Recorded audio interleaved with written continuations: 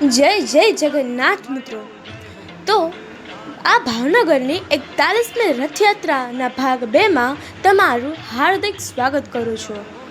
તો આજે હવે જો તમે હજુ સુધી પહેલો પાર્ટ ન જોયો હોય તો જોઈ લેજો, અને હવે આપણે બાકી રહી ગયેલો અસલી રોમાંચ જાણવાના અને જોવાના છીએ।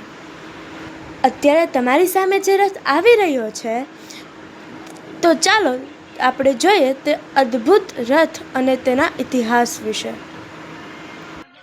પ્રભુ જગન્નાથ, ભાઈ બલભદ્ર અને બહેન સુભદ્રાજી જે રથમાં બેસીને નગરચર્યા માટે નીકળ્યા છે, તે રથ મુંબઈ એટલે કે બોમ્બેમાં બનાવવામાં આવ્યો હતો અને ત્યાર પછી તેને ભાવનગર લાવવામાં આવ્યો હતો।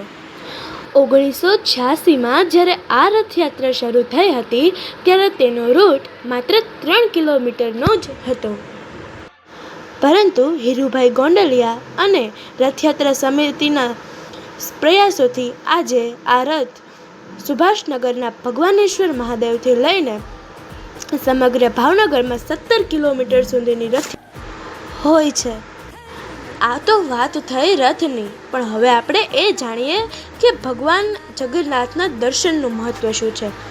તો સ્કંદ પુરાણ મુજબ જે ભગવાન જગન્નાથ અને તેમના રથના દર્શન કરે છે, તેને મોક્ષ પ્રાપ્ત થાય છે।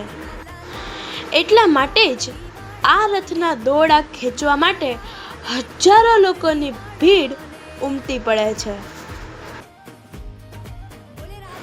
તો ચાલો હવે બાકી રહેલી રથયાત્રાને આપણે એક સરસ મજાના સંગીત અને દ્રશ્યો સાથે નિહાળીએ।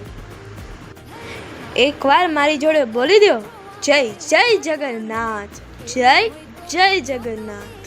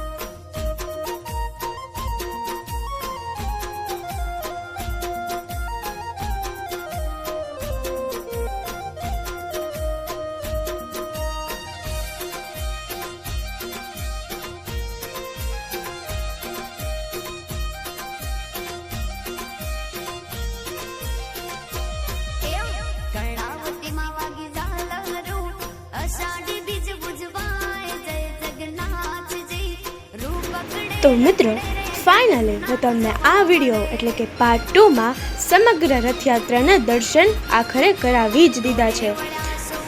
તો કેવો લાગ્યો તમને મારો આ રથયાત્રાનો વિડીયો પાર્ટ 1 અને પાર્ટ 2 બંને, તે મને કોમેન્ટમાં જરૂરથી જણાવજો, હને।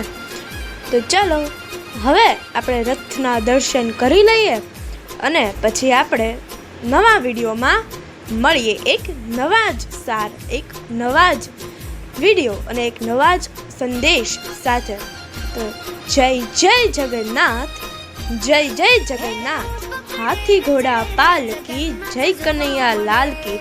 સાથે હું શ્રેયા, તમને આવજો.